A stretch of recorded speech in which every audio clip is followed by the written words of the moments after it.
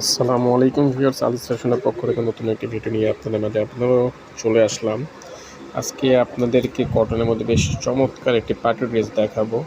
ড্রেসটির নাম হলো মহেশ্বরী বুটিক্স ওয়ার্কের মধ্যে, এবং ড্রেসটাও বেশ অসাধারণ একটি ড্রেস। অনেকে লাল খয়েরি আপুদের জন্য বেস্ট ডিমান্ডেবল এবং মোস্ট ফেভারিট কালার।